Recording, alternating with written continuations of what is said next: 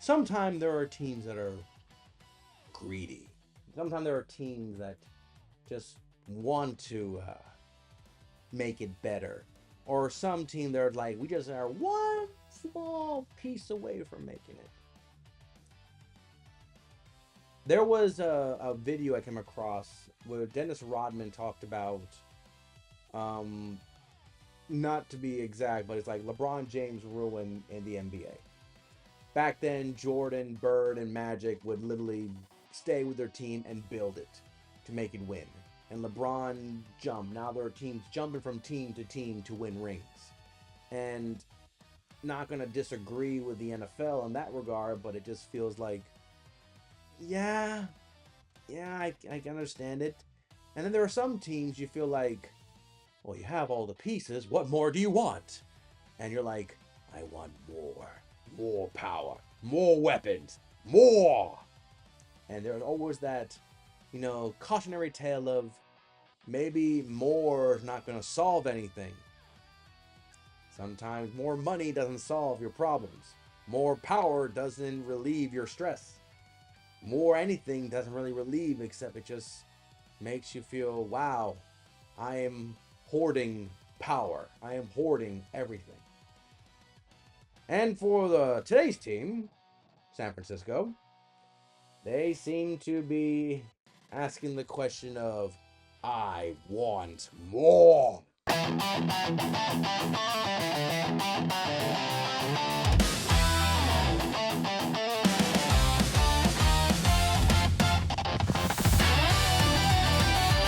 Hey everybody, I'm Cortes, and I'm a critic, and welcome back. We're continuing and concluding the NFL 2026 draft recap. We are currently in the NFC West, and today we'll be talking about the San Francisco 49ers, a team that was clearly one of the better teams in the NFC and the NFL.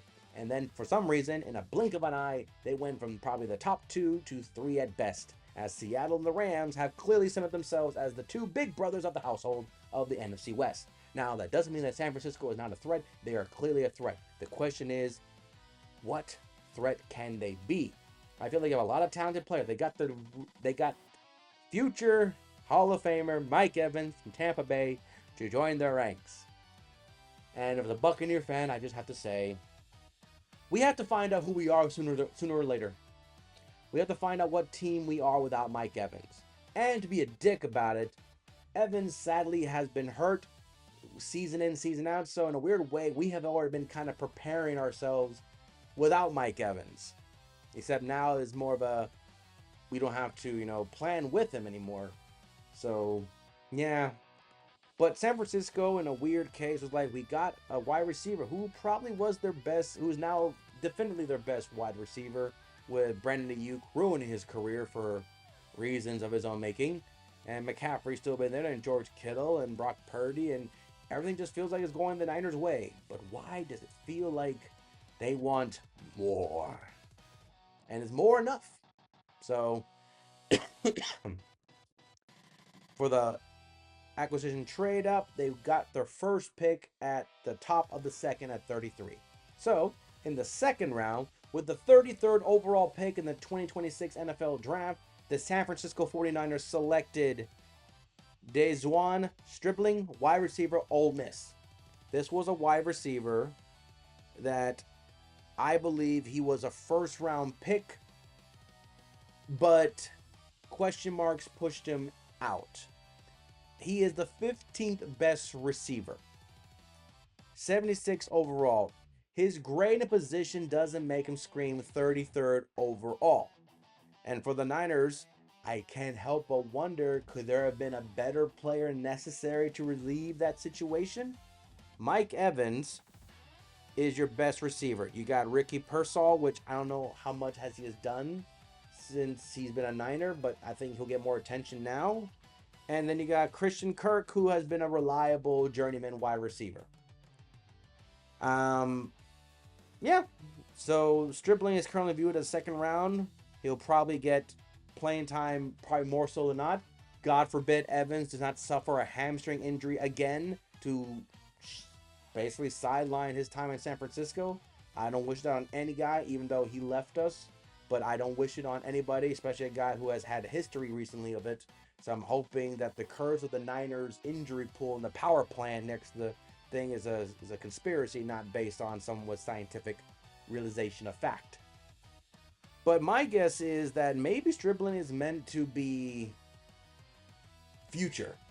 He'll develop, he'll learn under Mike Evans because Evans is by far the veteran of the wide receiver group. By far. He's the newest member, but definitely the most veteran. And I feel like Evans clearly brings number one wide receiver energy.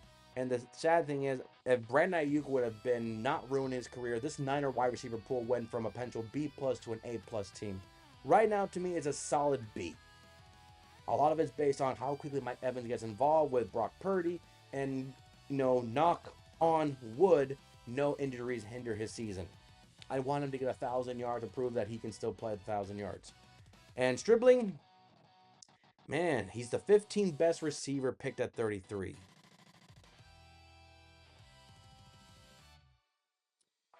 I'm reading his Stribling possesses a good frame, top speed. Right, occasionally he gets lazy at the top of his routes, rounding off and not drawing out cuts.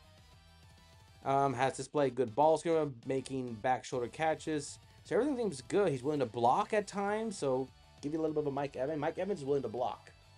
So I don't know why he's viewed as the 15th best receiver. It felt like for a guy being picked at 33 overall, he probably would have been a top 10. 4.3 speed at 6'2", 207. That's surprising. And that's probably why he moved, surpassed Denzel Boston and Jeremiah Bernard, two other wide receivers that I sung really high praises for on their respective teams. But I guess that 4.3 at 200 pounds kind of made it feel like, yeah, his intangibles are great. And I trust John Lynch, the general manager, who has been very good at picking up players. So maybe his position rank doesn't mean his attributes and thing. Maybe this is the case of maybe the video, the footage tells us more. So to the third round, with the 70th overall pick in the 2026 NFL Draft, the San Francisco 49ers selected Romello Height, edge, Texas Tech. Now, Nick Bosa, to me, I look at him the same way I look at TJ Watt in Pittsburgh. I feel like when he goes out, I feel like the team went from intimidating to good. The Niners proved, was it last year? Yeah, last year, that when Warner and Bosa were both out very early in the year, and the next man up mentality, where that's kudos to Robert Saleh, who is now the Tennessee head coach. Good luck to you, buddy. Prove that coaching matters, because I believe that his coaching and the players are able to adapt to it, the defense would not have kept the Niners anywhere close to competitive this year. And who knows if they would have made the playoffs. But the Niners defense, without their star two players in Bosa and Warner, shows to me this team is capable of winning without them. But that doesn't mean that Bosa and Warner does not make that team, S tier level defense. I believe it does. With that, the acquisition of Romello Height, I want to know if that is because they want to find a young up and coming rotation, because they run a 3-4 defense. They got Mekhi Williams, who was last year's first round pick for them. I don't know how Niner fans feel. He only had 1 sack. So, yeah, 1 sack last year. So, we'll see. There's still upside there. I'm not going to say this is a desperation. We need something. But I can't help but feel like Height is just another young intangible to go with the defense. And they have him basically on the west weak side linebacker side with Nick Bosa side. So maybe it's meant for rotation development to do it.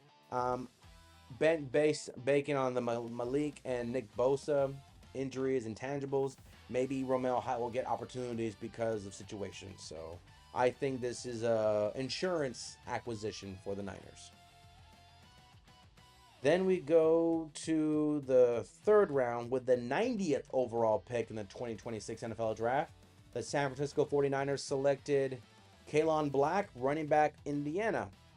Now, Kalon Black had his wonderful success with Indiana. I feel like he's 5'9", 200. I feel like he's an in between the tackle kind of guy.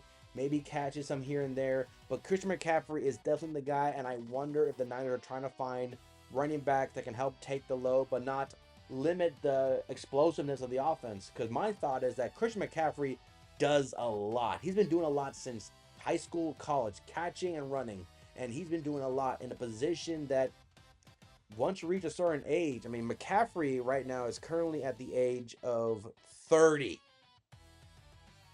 and he has done everything he can to make this team win. And I feel like if you want to keep him for another 5 years or so, you need to find a way that other players can step up to keep McCaffrey fresh, but also keep his longevity longer. Because I believe McCaffrey is, to me, more of the Niners offense than Purdy is. Um, Honestly, if they still had Debo Samuel, I would have felt like it was Debo and McCaffrey. They're interchangeable. But now with McCaffrey, and my fear is don't overwork McCaffrey. You got to keep him at least the season longer. Don't wear him down. So maybe Black is coming in here as another acquisition to keep up. Jordan James is currently the backup. So we'll see. Jordan James, Black, but the field is open. But the big thing is to keep McCaffrey free and healthy. Then we go to the fourth round with the 107th overall pick in the 2026 NFL Draft. The San Francisco 49ers selected Grayson Halton, defensive tackle, Oklahoma. And they're going to put you at the right defensive end behind Osa for the 3-4 defensive side. When it comes to a 3-4 defense, I believe the defensive ends probably play more of a factor than the nose guard. Yes, the nose guard more than likely takes most of the attention from the center and probably another guard there to double team and maybe even triple team him to keep him up.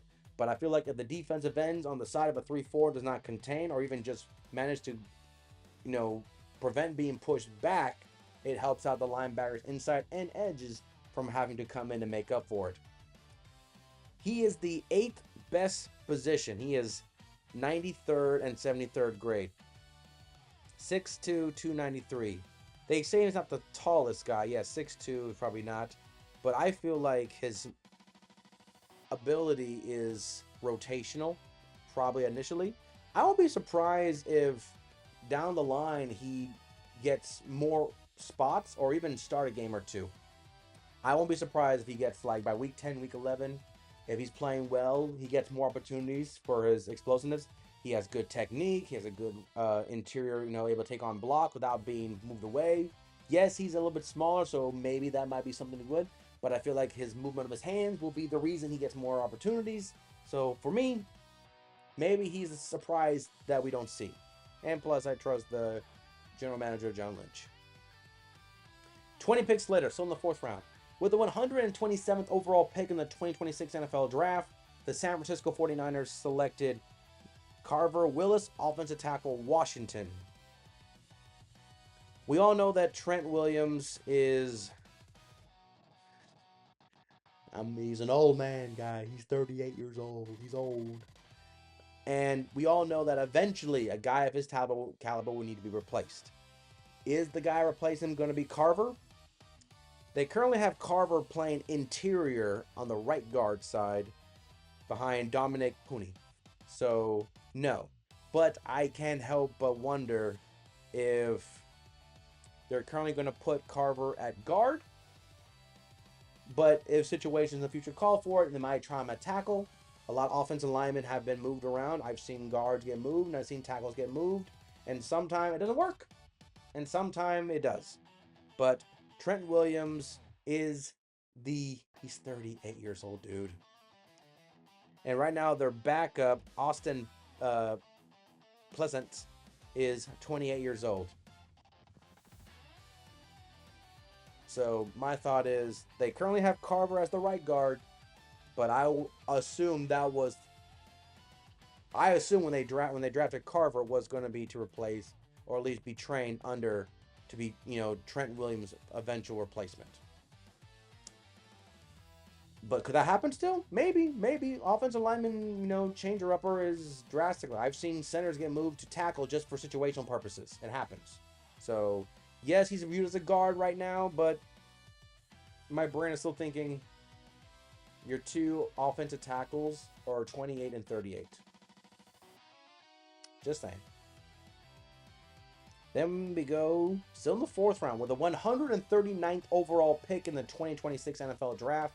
The San Francisco 49ers selected Efeston Prysock, corner Washington. I messed up that gentleman's name.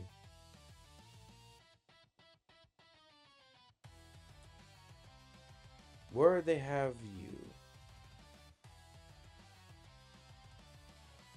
Corner wasn't, I thought, was a big need. I'm wondering is because his intangibles is being 6'3", 196 for a corner. I mean, he's 18th best, nearly 160 overall ranking. Um, Good mirror release. He can improve using his length of arm to drop routes. All the intangibles says that he's basically has good potential, just needs to develop. And my thought is that he's 6'3", 196, and if he does good mirroring the receiver, they'll be like, cool. At least he can keep up with the wide receivers he needs to go with, especially in this division. So maybe he's not being thrust in the start. They currently have him third string behind Nate Hobbs and Renardo Green. So we'll see. But clearly it seems like they want to develop him for the future. They want to probably make his mark on special teams, but they just said he's 6'3", and he's really good at shadowing the wide receivers. We'll work on his hand placement. We'll work on his ball disrupting ability. But if he can just at least keep up with the receiver, that's probably more than most. So to me, this seems like a project player. And maybe John Lynch was kind of like, ooh, look at him over there. Then we go to the fifth round with the 154th pick in the 2026 NFL Draft. The San Francisco 49ers selected Jaden Duggar, linebacker, Louisiana.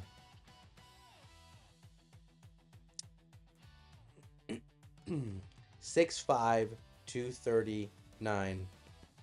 He started as a safety at Georgetown before transferring and moved to linebacker.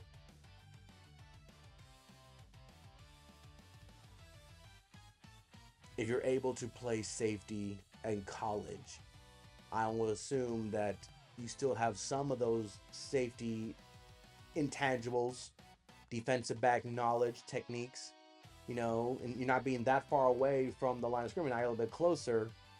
You're 6'5" to, I don't want to say 240. You're big. You're big for a safety and just height alone. I feel like this sounds like another steal. And my guess is you probably be perfect to go against those tight ends or those player in the middle. How soon are they going to put you in? Duggar, they currently have you.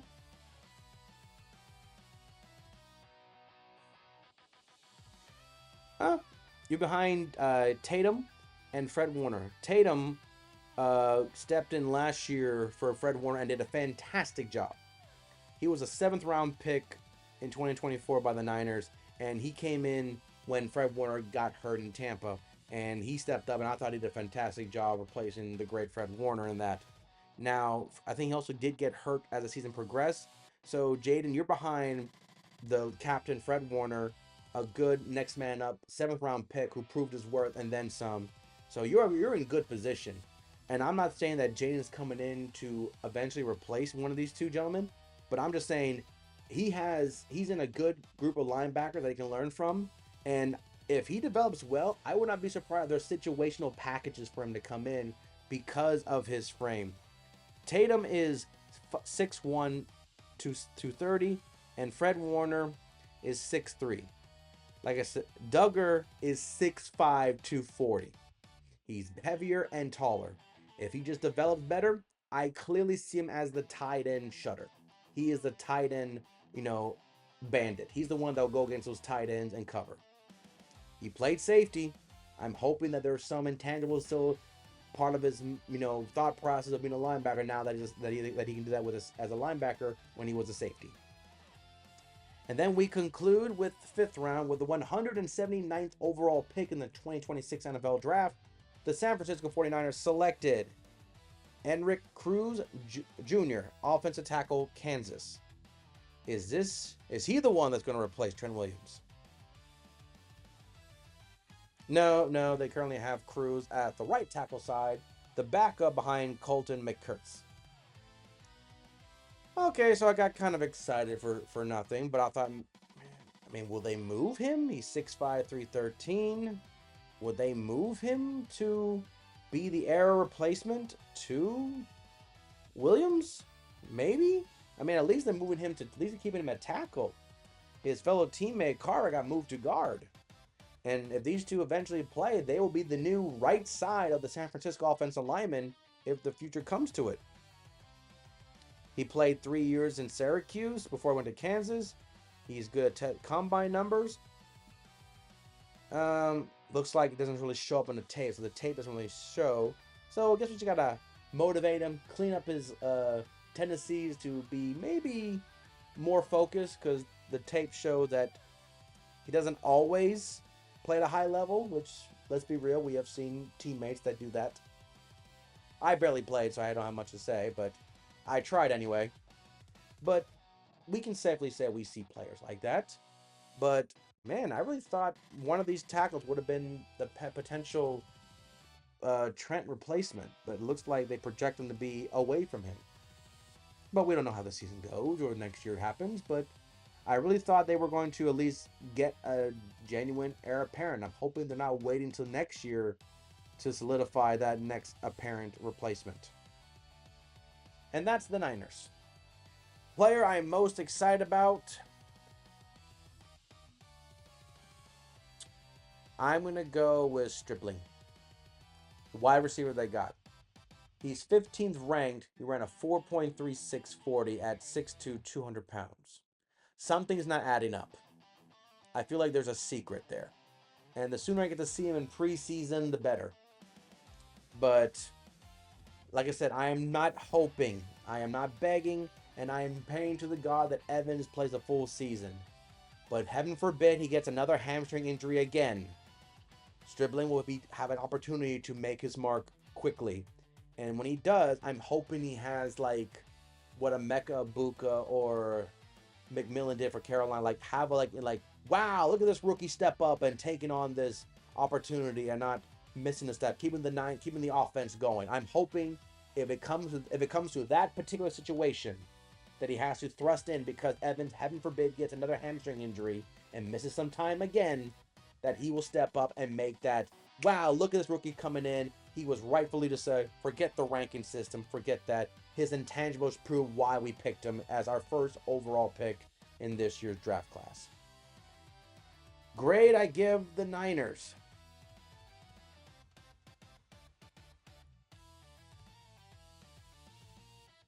I want to say contenders. I really do. I'm going to say better, though. I think the team is much better. I feel like they address players that are not meant to... I feel like a lot of the players they got are meant to be next man up, because they did that all last year, next man up mentality that led them to the playoffs and a playoff victory. So maybe a lot of these players, some might say, well, I don't see them as starters this year. I'm like, neither do I. But I see him as either the future starters or preparing to be the next man up, heaven forbid, situation calls for it. So to me, every one of these players, I feel like they're coming in with the potential of being, let me take some of the pressure off the starter. Let me take some of the, workload away from him, and put some on me. Let me carry some of the load in my rookie season. So I think this team is better prepared on the off chance of another injury-ridden season. And that's the Niners. We're down to two teams left. Two of them. And there's one team I want to save for last, because I'm going to say right now, they're the team I feel they're going to win the Super Bowl. You probably already know what I'm talking about. So the next team we're talking about will be the Super Bowl champion Seattle Seahawks. And we have to ask the question, could you do it again? But that's later. So until next time, I'm Cortez, and I'm a critic. Thank you so very much for watching.